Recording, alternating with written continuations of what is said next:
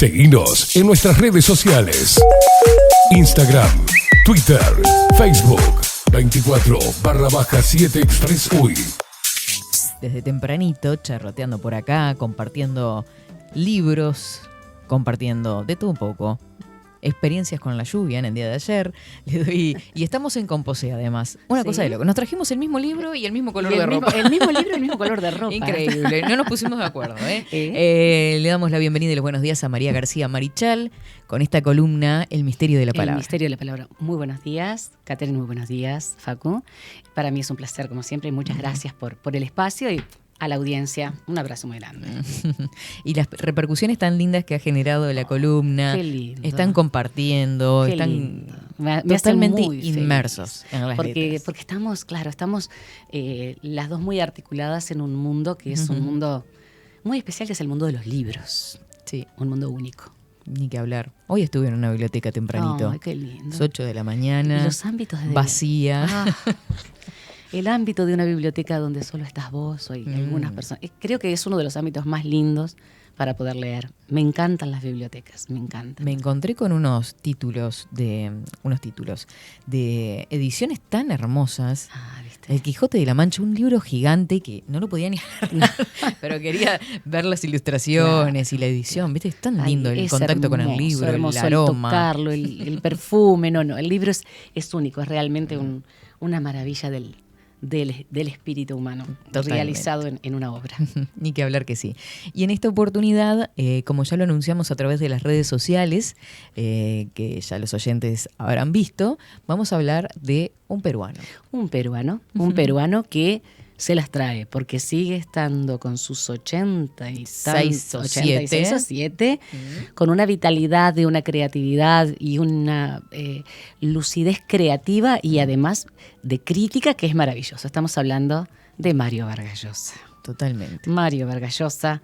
Polémico sí los hay. Sí, muy polémico, muy criticado. Pero yo siempre quiebro una lanza por Mario Vargas Llosa, porque creo que esa mente tiene que experimentarlo todo, tiene que investigarlo todo, tiene que averiguar todo, porque la inquietud intelectual de este hombre es realmente fantástica.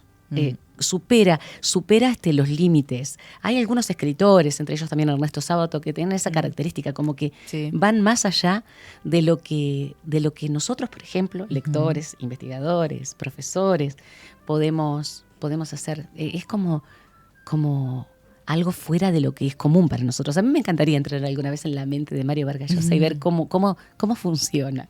Y realmente, como decíamos, ¿no? 86 o 87 años, con una lucidez tremenda. Un genio. Entras a cualquier canal de YouTube, lo que sea, y hay desde hace un par de semanas alguna declaración, siempre, alguna presencia, algún reconocimiento, siempre, últimamente en las letras francesas, en la cual también fue criticado. Claro, porque además su evolución y su proceso de pensamiento político, ideológico, fue variando durante el tiempo. Entonces, claro, es una de las cosas que yo siempre trato de hablar con la gente que lee. Busquemos al autor y después veamos el contexto. Por eso estamos acá, para contextualizar. Porque muchas veces nos perdemos de leer un autor porque de pronto su ideología no es afín a la mía.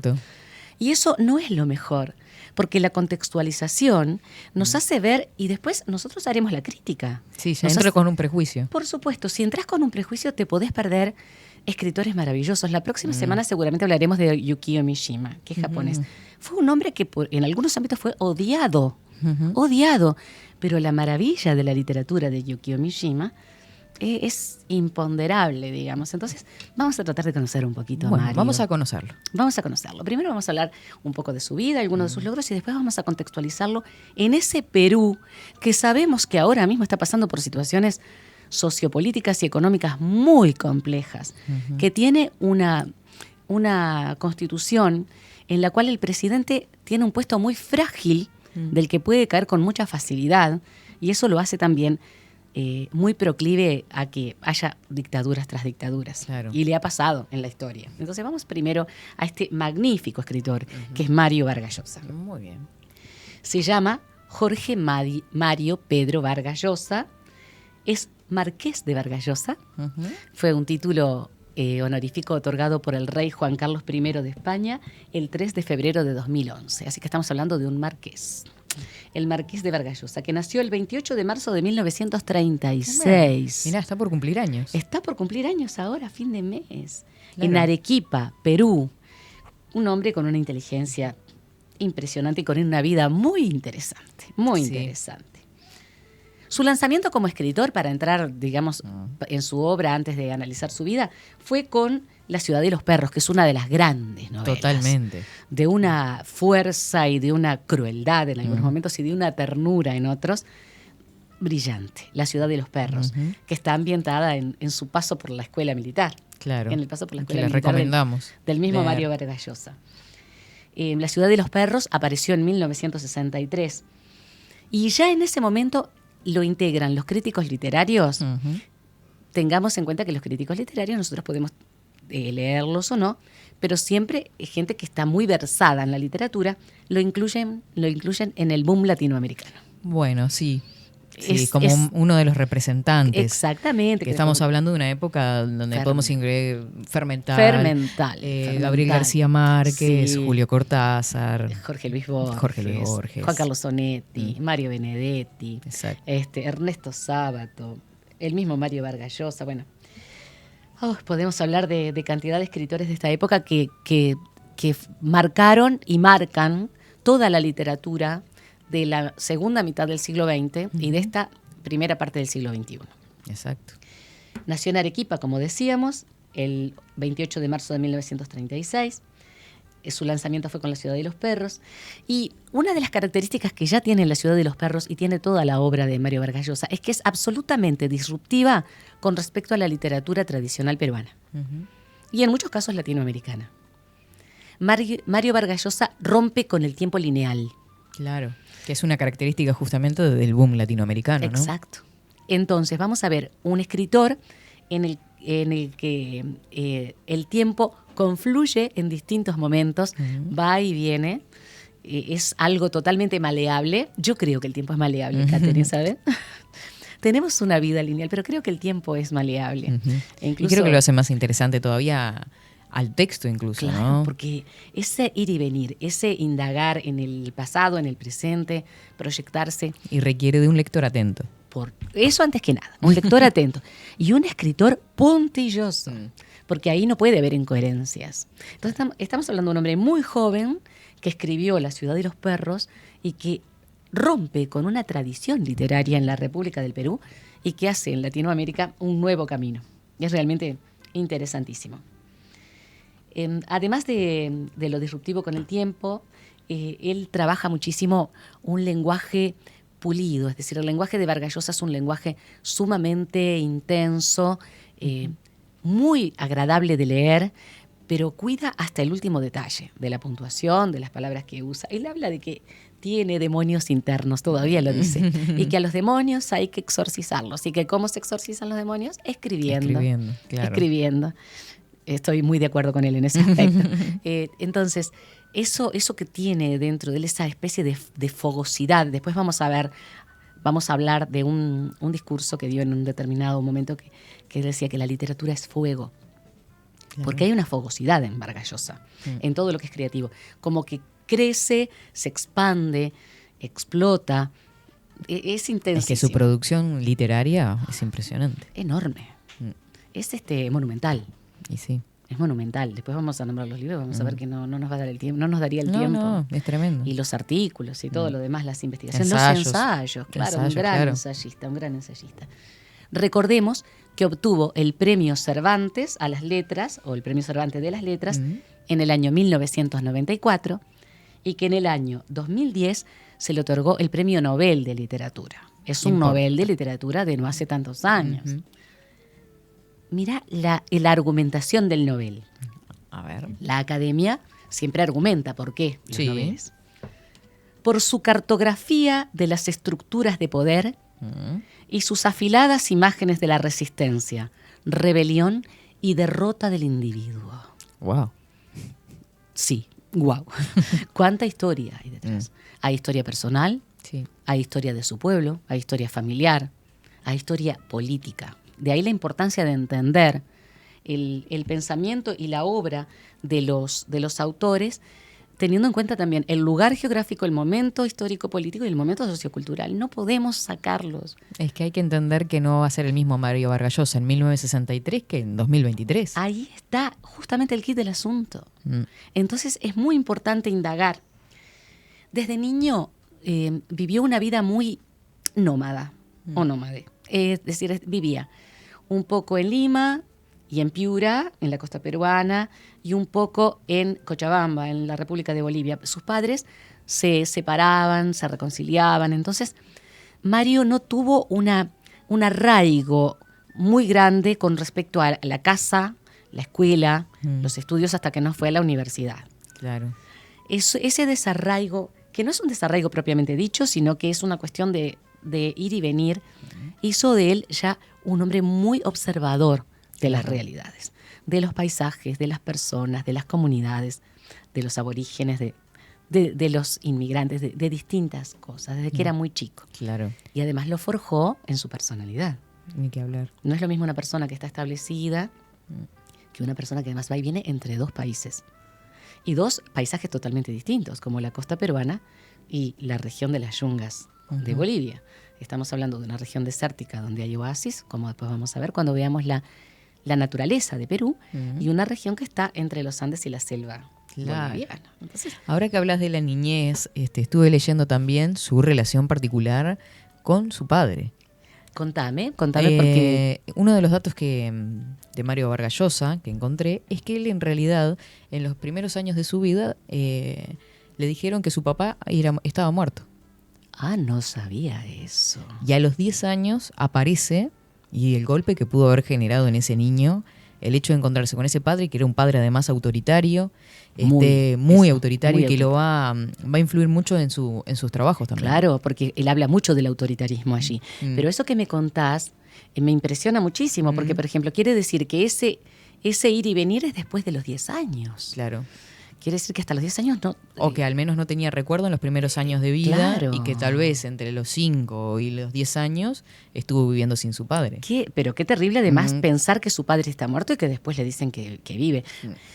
Entiendo muchas cosas de esa manera de pensar y de ser de Mario Vargas Llosa en una vida que fue compleja. Claro. Si ya me estás contando esto, que yo lo desconocía, imagínate, el permanente ir y venir entre la casa del padre y de la madre. Ese desarraigo a nivel escolar, a nivel de con quiénes estoy viviendo, dónde tengo mis cosas, dónde está mi ropa, eso se vive y marca. Incluso el padre no quería que escribiera porque consideraba que era algo que pertenecía solo a los homosexuales. No sé qué tenía que ver. Sí, eso lo sabía, y fue una cosa que a mí me provocó indignación y me dio mucha risa. Porque además, date cuenta la estructura mental del padre de Mario Vargas Llosa, ¿no? Y lo que pudo haber dañado a él. Dañado a él. Decir que, como él dice, esos demonios los exorcizó escribiendo. Fue maravillosa su obra. Qué lindo el dato que me diste. Qué lindo no, qué duro, pero qué interesante para entenderlo más, para seguir investigando. Entre los 14 y los 16 años estuvo en la escuela militar Leoncio Prado. Ella es la inspiración de La ciudad y los perros. Los perros son justamente los militares. Después incluso hay un libro que se llama Los cachorros, que son los recién ingresados. Claro. Lo sufrió profundamente, esa estancia en la escuela militar. El padre quería que él siguiera una carrera militar. Entonces, hacerlo hombre, enderezarlo y hacerlo hombre. Es decir, te das cuenta cómo afortunadamente nuestro proceso va cambiando, ¿no? Nuestro proceso mental, nuestros valores, hablo del respeto a la individualidad de la persona. Porque aquí si no hubiéramos perdido un genio. Claro. Un genio de la literatura. Posiblemente hubiera salido por otro lado. Pero... Y es que ahí habla de la rebeldía de su personalidad. Por supuesto, también, ¿no? Por eso es tan rebelde. Ahora vamos a ver algunas de las cosas que hizo, que rompió con toda la familia. Después ingresó en la Universidad de San Marcos de Lima para estudiar literatura. Le costó mucho continuar la carrera porque no tenía medios. Entonces, trabajó en varias cosas, pero a mí me gusta destacar dos. Una, que fue redactor de noticias de una radio. Siempre le gustaron mucho los medios de comunicación. Incluso en Francia trabajó en la radio-televisión francesa. Y fue registrador en el Cementerio General de Lima. O sea que estaba a cargo de las exhumaciones, las inhumaciones, las reducciones, las cremaciones en el Cementerio General de Lima. Mira. Todo eso hace de él también un hombre que tiene una relación muy particular con la muerte, que aparece como algo muy, no permanentemente, pero que aparece velada en muchas de sus novelas y sus cuentos. Claro, estuvo en contacto muy cercano, ¿no? Claro, con la muerte. Con la muerte, ni que hablar. En 1955, Mario Vargas Llosa tenía 19 años y se casó con su tía política, Julia Urquidi. Sí. Cuando se casa con la tía Julia, de allí la tía Julia y el escribidor, rompió con toda la familia. La familia estaba escandalizada. La tía dejó a su esposo para casarse con su sobrino político, que además tenía 19 años. Una locura.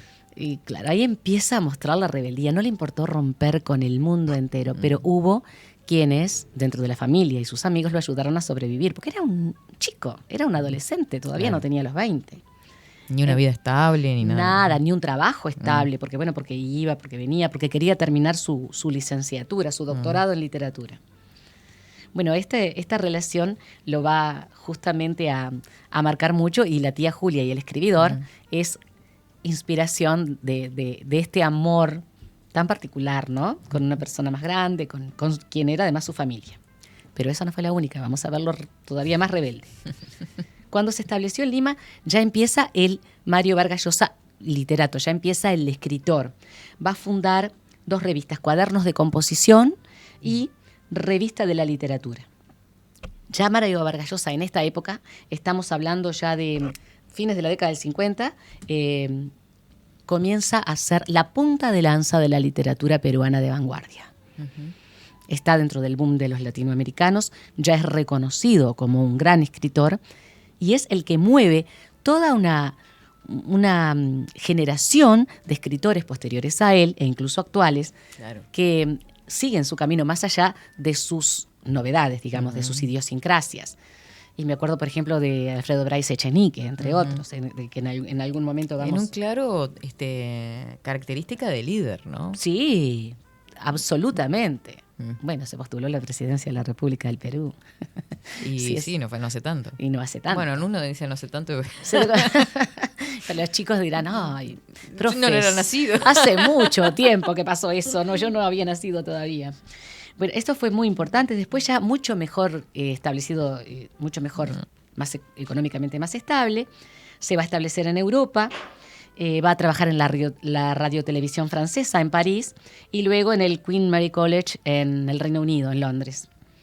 En 1959, con 23 años, publicó Los Jefes, que es una novela, todo inspirado, por supuesto, en su vida militar, en los procesos dictatoriales peruanos, todo aquello que a él lo mortificaba, toda aquella amargura interna que tenía, y esa actividad, ese fuego interior que no le permite estarse quieto y estar sin escribir. Claro. No puede estar sin escribir. Incluso cuando recibió el premio Nobel. Cuando recibió el premio Nobel, él agradece a su esposa, que además es su prima. Vuelvo a decir que después que se divorció de la tía, se casó con la prima, hasta hace relativamente queda todo en familia. Pocos años. Te voy a decir algo. En un momento determinado dije, voy a romper una lanza, porque ahora está en pareja con Isabel Presley, la ex esposa de Julio Iglesias, que es una mujer muy bella, tiene origen filipino. Y bueno, da la impresión de que están muy estables. Dejó la familia. Ya algo está algo, grande ¿no? ya para estar buscando en la cosa, familia, ¿no? El rebelde de Mario Vargas Llosa. Entonces, Los Jefes va a ser impresionante. La Ciudad de los Perros, el éxito de La Ciudad de los Perros rompe las fronteras de la República del Perú, se hace conocido en Latinoamérica y en España, lo hacen ver como un grande de la literatura, se empieza a traducir al francés, al inglés. Después de vivir en París y en Londres, viajó a Washington, estuvo establecido en Washington durante un tiempo, y en San Juan de Puerto Rico también. Divorciado de Julia, se casó con Patricia Llosa, su prima hermana, en el año 1965. Con ella estuvo 50 años casado, o sea, fue bastante estable la relación, y tienen 3 hijos que se llaman, si no me acuerdo mal, se llaman Álvaro, Gonzalo y, bueno, no me acuerdo cómo se llama la chica, pero que después me voy a fijar bien. Mario Vargas, o sea, todos Vargas Llosa. Todos son Vargas Llosa y sí, son Vargas Llosa, porque la madre es Llosa de apellido. Sí, es una historia muy especial. la de Mario.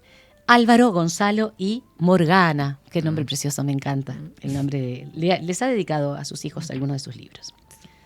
Como decías tú, la obra de Mario Vargas Llosa es monumental. Es impresionante porque empezás a nombrar la obra que tiene y es enorme. En el ámbito novela son cerca de 20. Sí, estamos hablando, por ejemplo, de Los Jefes, La Fiesta del Chivo, La Ciudad de los Perros, Los Cachorros, La Casa Verde, Conversación en la Catedral, que es magnífica, Tiempos Recios, una novela ambientada en la Guatemala de los años 50 cuando se produce un golpe de Estado.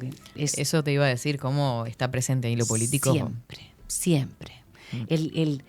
Digamos, la oposición a lo que es el totalitarismo, más allá de que en algún momento él fue marxista porque estuvo dentro del Partido Comunista. Sí, ¿no? tuvo sus etapas. Claro. O sea, en la primera etapa de su juventud fue comunista, claro, y luego es más liberal. Mucho más liberal. Posteriormente ahora está mucho más cerca de la democracia cristiana. Y cuando se hace la crítica del autor, y volvemos siempre a la contextualización, en el caso de Mario Vargas Llosa, personalmente pienso, estamos hablando de una inteligencia impresionante. Lógicamente que iba a indagar, iba a buscar e iba a afiliarse a aquello que a él le pareció mejor de acuerdo con la etapa de su vida, con la etapa que vivía y con su historia personal. Entonces estamos hablando de un hombre que pasó, incluso hubo un momento que cuando fue liberal se acercó bastante a la extrema derecha. Sí. Y mucha gente no lo leía porque lo consideraba de extrema derecha y toda la generación del boom era principalmente de corrientes de izquierda. Sí. Y te privás de leer a Mario Vargas Llosa, que además tiene todo el derecho del mundo, creo yo, en algún momento, a decir, bueno, vamos a probar, vamos a indagar, vamos a buscar, vamos por este camino o por el otro.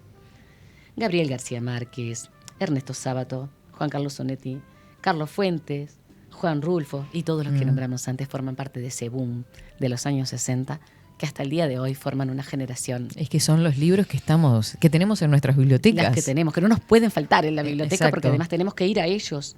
Tenemos que ir a ellos.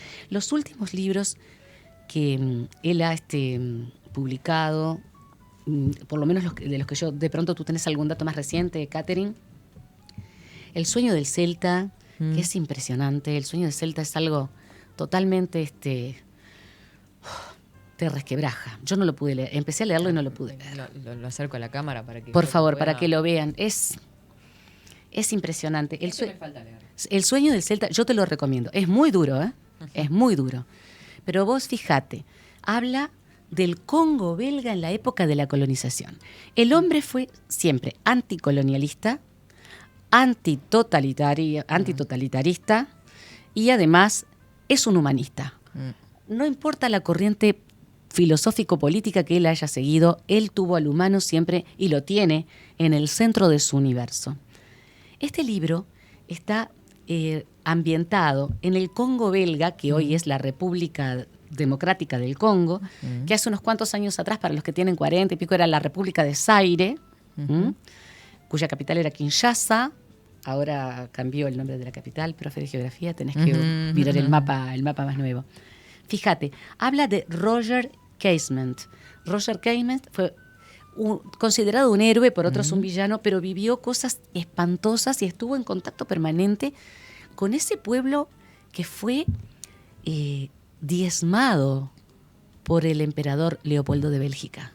Fue diezmado, Catherine, porque además de colonizar, colonizar significaba extraer todos los recursos naturales posibles. Se hizo hincapié en lo que eran los metales preciosos, en lo que era el petróleo, en todo lo que eran los diamantes, el oro. Y se utilizaba como empleados, y entrecomillemos, a los nativos, a los naturales, los naturales, y que se los castigaba de la manera más espantosa cuando tenían algún tipo de comportamiento que no era el indicado para las leyes del emperador, el esperado. Desde cortarles las manos, matarlos, hacer fosas comunes y matar grupos. Tremendo. La descripción que hace, la investigación que hizo este hombre para escribir El sueño del Celta es una investigación magnífica. Porque además hablamos de quien en algún momento, ¿no? Estamos hablando justamente de este personaje que es quien de alguna forma cuenta la historia, que es Casement, Roger Casement, lo vivió y lo condenó. Y no era, digamos, un santo, que digamos, pero condenó aquellas arbitrariedades y aquella falta de dignidad y la falta de humanismo. De humanismo, justamente, ¿no? De humanismo de quienes estaban explotando lo que se llamó en ese entonces el Congo belga.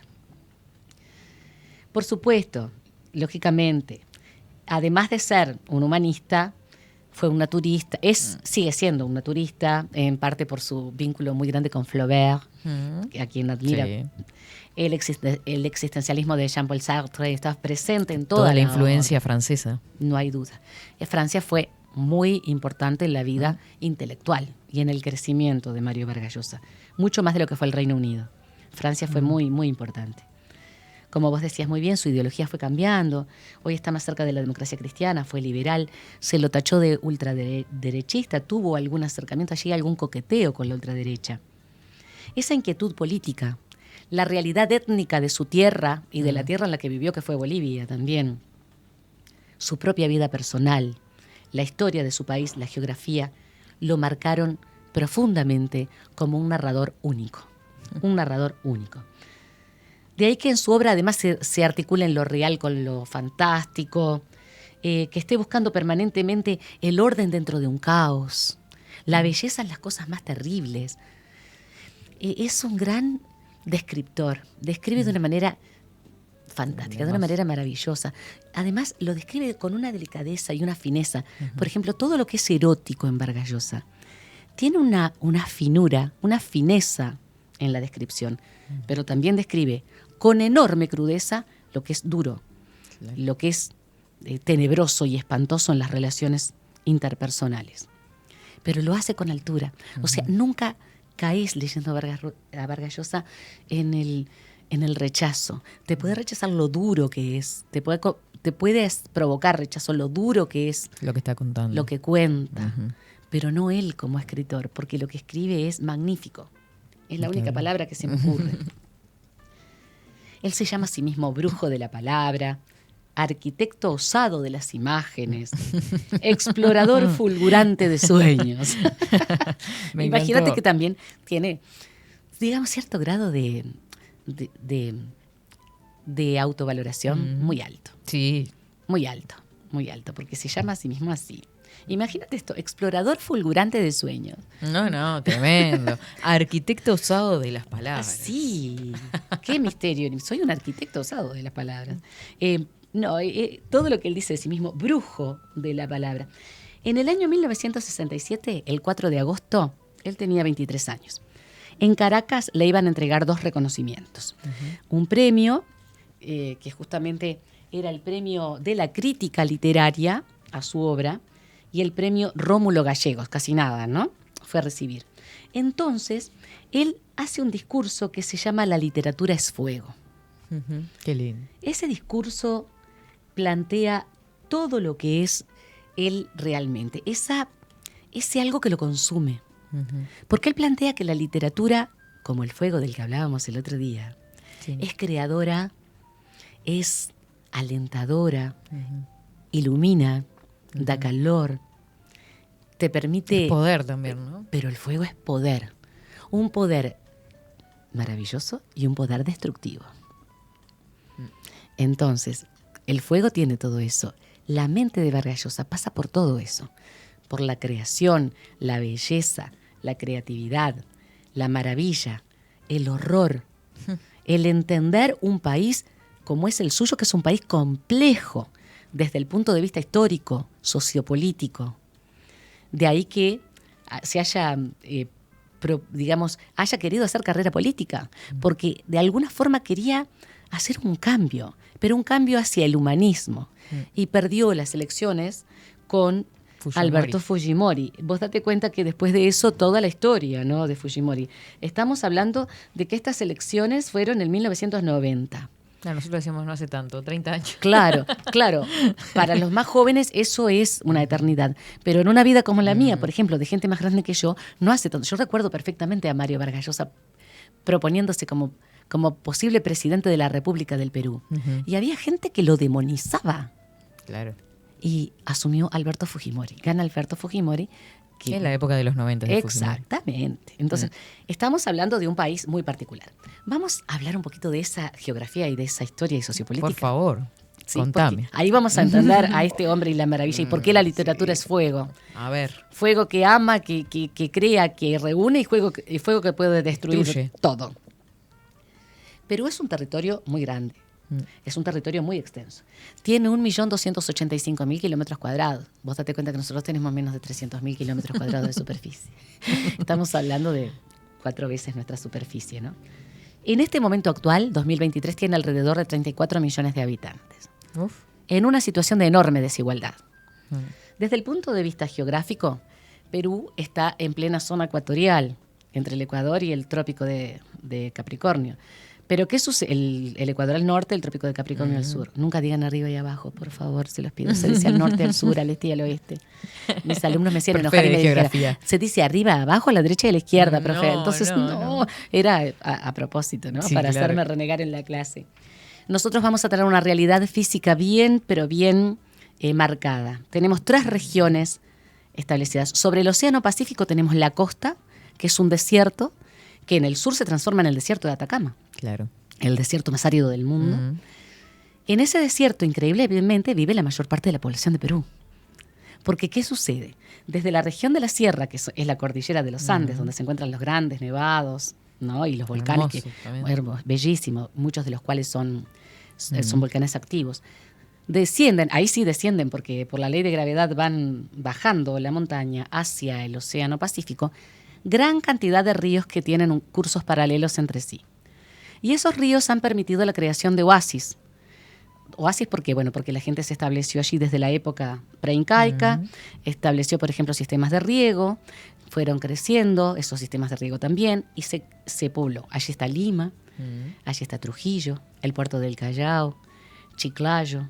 La mayor parte de ellos son ciudades y puertos, pero las grandes ciudades peruanas se localizan en la costa. Claro. Allí vive la mayor parte de la población, que podríamos llamar caucásica o blanca, la población inmigrante y la población negra o afrodescendiente.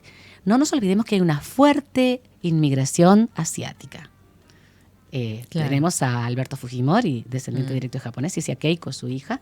La inmigración japonesa fue muy, muy grande. Claro, por el Pacífico. Exactamente, por el Océano Pacífico.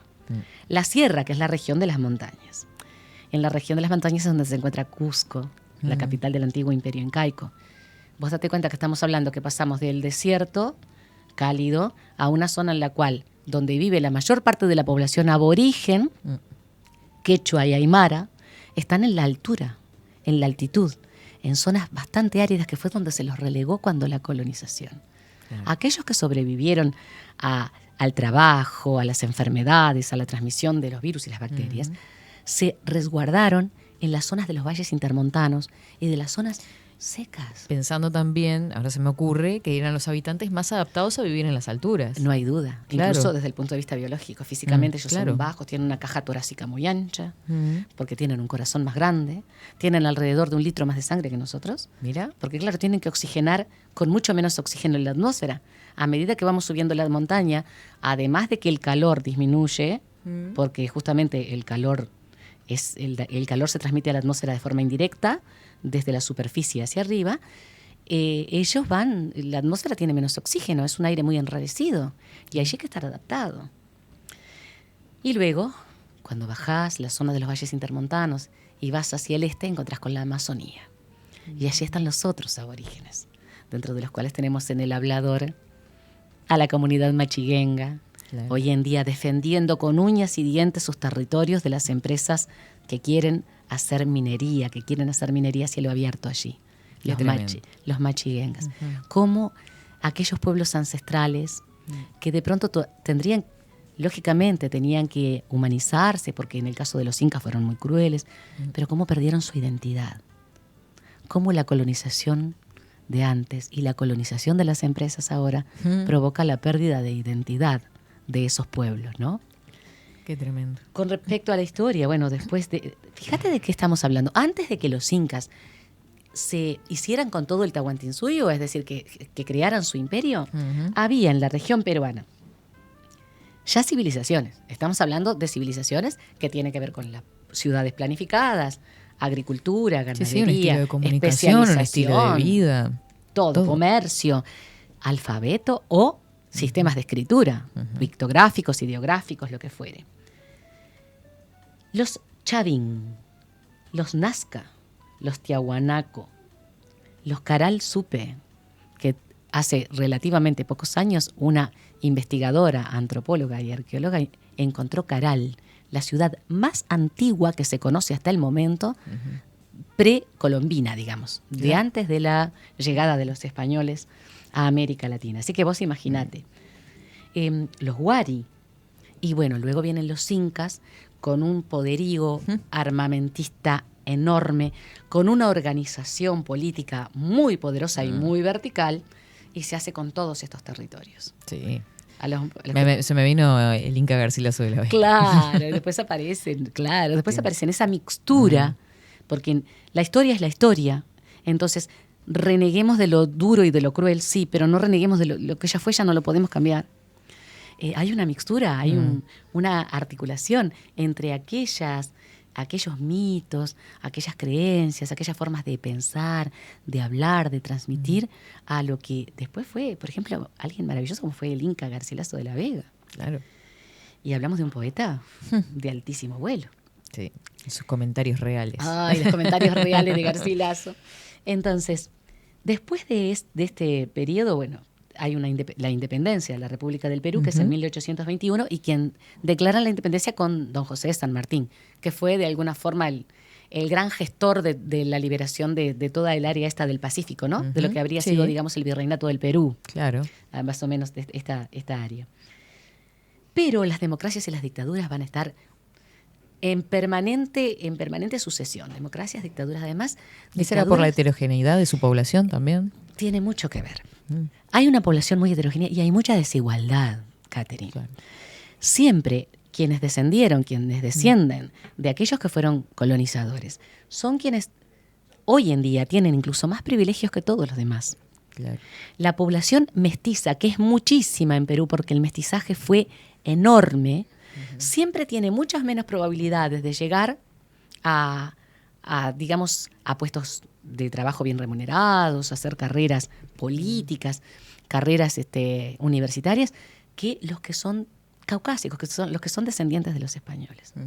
La población negra o afrodescendiente también está muy, más allá de que no está tan estigmatizada como en otros países, pero le cuesta porque siempre ha habido esa fragmentación, una fragmentación que procede de la época de la colonia. Y no hablemos de los aborígenes. Claro. Viven la mayor parte en una pobreza tremendo, escandalosa. Por eso los vemos manifestándose, muchas veces los vemos intentando buscar la forma de que sus tierras sean respetadas, y no solo en la Amazonía, también en la zona de los Andes. Claro. Y estamos hablando de permanente enfrentamiento. Y bueno, y cae un presidente, y cae otro presidente, y asume un vicepresidente, y a ese vicepresidente no lo quieren porque quieren. Hay además un gran problema en lo que es la figura de la presidencia de la República en Perú, que es frágil, puede caer con mucha facilidad. Entonces, el hecho de que sea un régimen presidencialista, pero donde el Parlamento tiene una fuerza tan grande, no le permite al presidente que esté hacer la modificación y ver que el pueblo pueda elegir al próximo y cambiar. Claro. No hay una posibilidad. Entonces, esto de alguna manera fue lo que llevó a Vargas Llosa a introducirse en la política. Claro, lo mueve la misma pasión por el humanismo, el fuego, ¿no? Ese fuego, el tratar de que aquellos aborígenes que él conoció y con los que convivió en la Amazonía, en la zona de los Andes, tengan la misma, la misma situación real de llegar a ser las personas valiosas, porque son personas valiosas para nosotros, pero no para el sistema. Claro. Entonces el sistema los va relegando y los va dejando de lado y los va estigmatizando. Entonces, por ejemplo, a mí me duele profundamente la pérdida de las lenguas. La lengua quechua, la lengua aymara. Sí. Y quiero aclarar que los quechuas y los aymaras no son descendientes étnicos de los incas. Los incas como etnia desaparecieron. Quedarán algunos en la información genética de los quechuas y los aymaras. Los Pero incas no son descendientes. no son descendientes directos, incluyendo el idioma inca, no es el idioma que hablan actualmente los pueblos aborígenes de la sierra y de las zonas. No, se donde perdió. habitan. Se perdió. Esa lengua se perdió, como se perdieron tantas cosas de los incas y las civilizaciones anteriores que fueron también arrasadas por el imperio incaico, que tuvo de todas maneras el respeto, los incas tuvieron el respeto de mantener la lengua y mantener la religión, salvo que el Inca Rey, ¿no? Ahí va a ser, por supuesto, la máxima autoridad. Claro. Entonces, todo eso, en un hombre de esta inteligencia, en un hombre de esta inquietud como Mario Vargas Llosa, claro que lo hace buscar caminos por los que poner en práctica todo ese fuego interno que lleva. Hasta ahora lo ha hecho siempre a nivel de la literatura. Yo creo que ya está grande para hacerlo a nivel de lo que es la política. De todas maneras, socialmente se mueve en forma permanente. Bueno, incluso, ahora que nombrás lo del lenguaje, tuvo declaraciones que siempre son tomadas como polémicas con respecto al lenguaje inclusivo también. No sé si lo viste. Lo vi, pero me encantaría que vos lo plantearas. Claro, un periodista le pregunta qué opina sobre por qué se dice todas y todos y por qué no se puede usar el todes. Responde con una carcajada. ¿Lo viste? Lo vi. Responde con una carcajada y dice, ¿qué me estás diciendo? Claro, él encanta. defiende el idioma español por supuesto, original. Es que yo sinceramente vuelvo a lo mismo que habíamos hablado el primer día y que Aida Vitale también defiende, que estamos hablando de una de la generación del 60 justamente, que está viva como Mario Vargas Llosa, es mayor que él, 10 años prácticamente mayor que Mario Vargas Llosa. Dejemos que el lenguaje evolucione por sí mismo. Claro. El lenguaje evoluciona. Si el lenguaje evoluciona solo, ¿por qué tenemos que imponer? Y me dicen, y respeto, hay quienes defienden el hecho de decir, bueno, yo respeto, pero no comparto. Y tengo el derecho de no compartirlo. Permítanme no compartir el lenguaje inclusivo. No, a mí me rechina. De pronto, dentro de 10 años, no me rechina. Pero dejen que el lenguaje, este maravilloso lenguaje que usa este autor grandioso, por ejemplo, y tantos otros, ¿no?, que han usado y usan, dejemos que fluya naturalmente y que los cambios se den naturalmente, no porque haya un cambio sociopolítico, cultural, tiene que haber un cambio en el lenguaje así, un corte. No, dejémoslo. El lenguaje solo va a ir marcándose. Y por otra parte, tenemos un lenguaje que no deja de ser inclusivo. Yo creo que nuestro lenguaje es sumamente inclusivo. Sucede que el género le da determinada belleza al lenguaje. El género. Y el número, y acá viene, ¿puedo decir una anécdota cortita antes de que vayamos? Una anécdota de una exalumna que yo amo mucho y a quien no voy a nombrar. La amo mucho. Fue alumna mía de geografía, pero en geografía salvó porque hizo un trabajo que yo le pedí, lo hizo muy bien. Aprobó geografía en el Liceo número 2 de Las Piedras, Liceo Germán Cabrera, Liceo Público. Unos chiquilines, como en el San Isidro y en el San Juan Bosco, el María Auxiliadora, el Liceo número 4 de Las Piedras, recuerdos hermosos. Entonces, debía matemática e idioma español. Estaba rindiendo el examen de idioma español. Una de las profesoras de la mesa le dice, bueno, muy bien, decime, ¿cuántos números tiene el idioma español? Y con una carcajada, como la de Vargas Llosa, le dice, infinitos, profe. Infinito número, o sea, confundió el examen de matemática con el examen de idioma español. En lugar de decir 2, dijo infinitos. Y la profesora no sabía lo que iba a hacer. Dijo, no sé si abrazarte o sacarte corriendo de la mesa. Ay, ¿cuántos números tiene el idioma español? Infinitos, profe. Claro, debía matemática. Debía matemática también, ¿no? Qué enredo. Ay, vamos a hablar de alguno de los libros de este gigante. Por supuesto. Mario Vargas Llosa. Yo te voy a decir cuál es mi libro preferido. A ver. Yo he leído mucho de Mario Vargas Llosa, pero mi libro preferido es El Hablador, que vos lo trajiste también. Coincidimos en el color y en los libros hoy. El Hablador. Vos sabés que para mí El Hablador es un libro mágico. Mágico. Hay muchísimas ediciones, sí, además. Claro, esta es una edición. Esta es más nueva. Esta es una edición viejita que tengo yo desde hace unos cuantos años. Me la regalaron como libro leído. No se dice libro usado, se dice libro leído. Porque muy bien. Los libros son leídos o no leídos. Entonces, Mario Vargas Llosa utiliza en muchas de sus novelas, utiliza la doble narración. Me encanta a mí eso. Por eso también puede jugar mucho con el tiempo. Claro. Habla casi siempre en primera persona o en tercera persona y luego hay un narrador, digamos, que hace una narración paralela. En El Hablador está esa técnica literaria, en el que parece que el mismo Mario Vargas Llosa, porque en primera persona, él habla incluso de muchas cosas que atañen a su vida personal y a su vida, hace un cuento, hace una historia acerca de uno de sus compañeros de colegio, el que llamaban Mascarita. Por el otro lado, y en un tiempo totalmente imposible de distinguir, este narrador subyacente está hablando de las historias de los machiguengas, pero estamos hablando de historias de magia, historias de mitos, historias de hechos reales, historias de migraciones, de movimientos, de dioses. Bueno, cuando llegás al final querés desmayarte. Pasa mucho en los libros de Mario Vargas Llosa. Sí. Este es mi libro preferido. ¿Cuál es el tuyo, Kate? Es también este. Ay, ¿viste? Sí. Es hermoso, ¿verdad? Sí. Es hermoso. Hay otros muy impresionantes. Vos trajiste otro que yo no leí. Este es La civilización del espectáculo, que me lo saqué para leer en realidad. La banalización de las artes y la literatura, el triunfo del periodismo amarillista, la frivolidad de la política, son síntomas de un mal mayor que aqueja a la sociedad contemporánea. La idea temeraria de convertir en bien supremo nuestra natural propensión a divertirnos. Viste que es esto es más para el ensayo, ¿no? Esto, claro, tiene unos ensayos impresionantes. El que tiene sobre Gabriel García Márquez, Historia de un deícismo, creo que se llama, ¿no?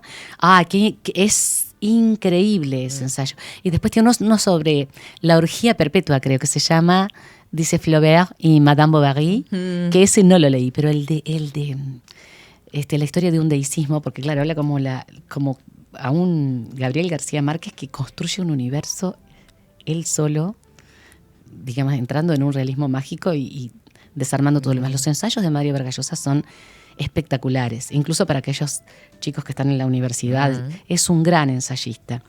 Y acá él está muy en contra de esa civilización del divertimento, la llama él en algún momento.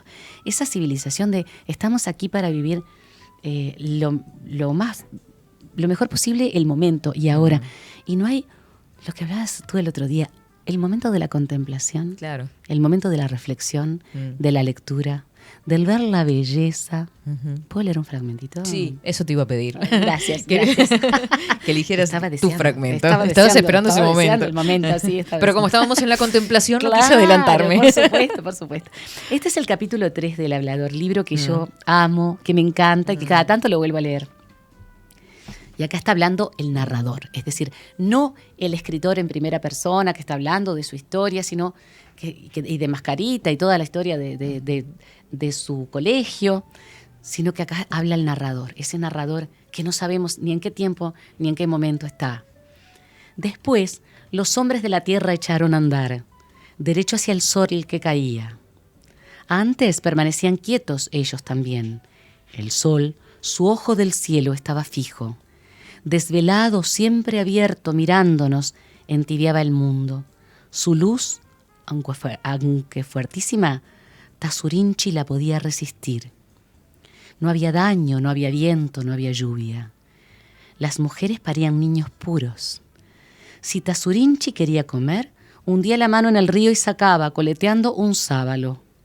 O, disparando la flecha sin apuntar, daba unos pasos por el monte y pronto se tropezaba con una pavita, una perdiz o un trompetero flechados. Nunca faltaba que comer, no había guerra. Los ríos desbordaban de peces y los bosques de animales. Los mashkok no existían. Los hombres de la tierra eran fuertes, sabios, serenos y unidos. Estaban quietos y sin rabia. Antes que después. ¿Cuánto hay ahí, no? De luz, de dar a luz, de política, de destrucción. De pérdida. De pérdida. De un paraíso, de una abundancia que ya no hay más. O sea, estamos hablando de esa narración de un pueblo machiguenga que aún hoy en día tiene estas historias. Y estas problemáticas, ¿no? Y claro, que están luchando por su tierra, como luchan los aymaras, los quechuas, los distintos pueblos que además tienen etnias diferentes y que viven en la zona de los valles intermontanos o de las estribaciones de la montaña. Yo hace un tiempo viajaba en avión por la costa peruana hacia el aeropuerto de Lima. He viajado muy poco, pero venía desde los Estados Unidos y pasé bordeando el Pacífico y vi aldeas, no sé a cuántos miles de metros de altura, yo creo que 3.500, 4.000, pequeñísimas aldeas, y veías allí las llamas pastando, y veías las casitas, qué lindo, las chozas, y vos decís, esos paraísos, ¿a dónde tuvieron que ir a recluirse, huyendo de todo eso, ¿no?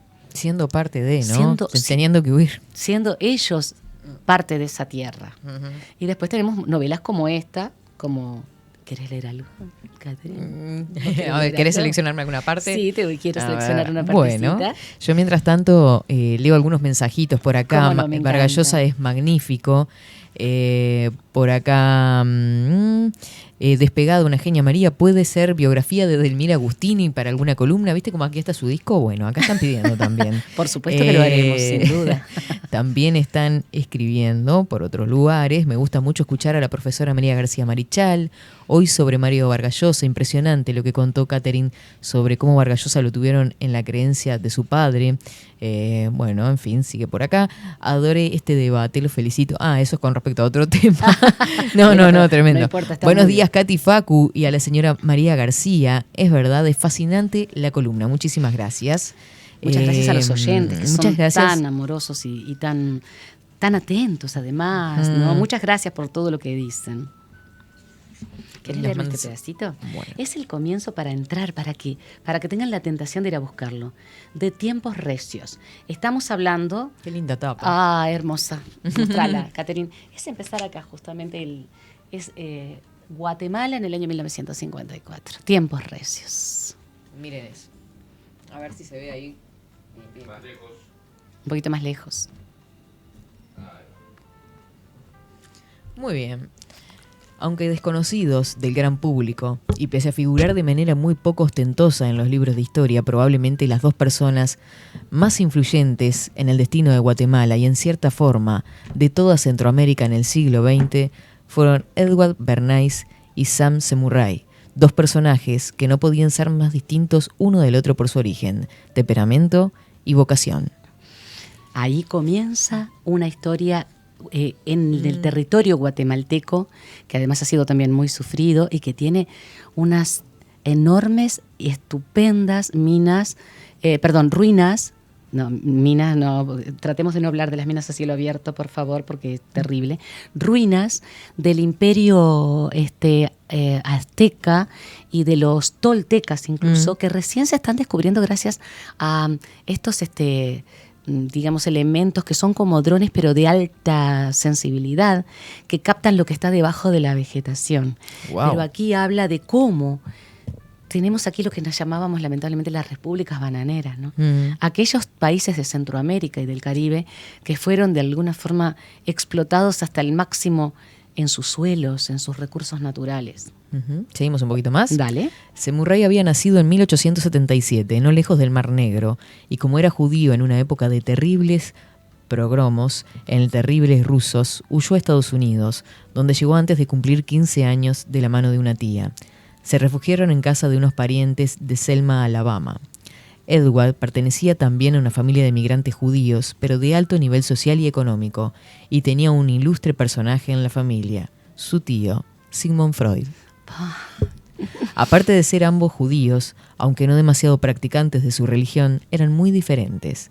Edward Bernays se jactaba de ser algo así como el padre de las relaciones públicas, una especialidad que si no se había inventado él llevaría a costa de Guatemala a unas alturas inesperadas, hasta convertirla en la principal arma política, social y económica del siglo XX. Esto sí llegaría a ser cierto, aunque su egolatría lo impulsara a veces a exageraciones patológicas. Su primer encuentro había tenido lugar en 1948, el año en que comenzaron a trabajar juntos. Sam Semurray le había pedido una cita y Bernays lo recibió en el pequeño despacho que tenía entonces en el corazón de Manhattan. ¿Viste? ¿Te das cuenta cómo empieza a tejer de una manera tan preciosamente digo desde el punto de vista de la fineza del lenguaje, todo el origen de una trama que va a ser una trama principalmente política, pero es una novela. Claro, y en 2 párrafos te resumen cómo se encuentran los dos. Y ahí está, y entonces ahí comienza todo el desarrollo. Es un hombre que tiene una calidad, es un orfebre de la palabra. Él hace joyas con la palabra. Y es un narrador que usa mucho los diálogos. Justamente. Una presencia impresionante de diálogos. Hermoso. Y es uno de los primeros escritores, si no el primero, que usa el diálogo, utiliza el diálogo, digamos, integrado al texto.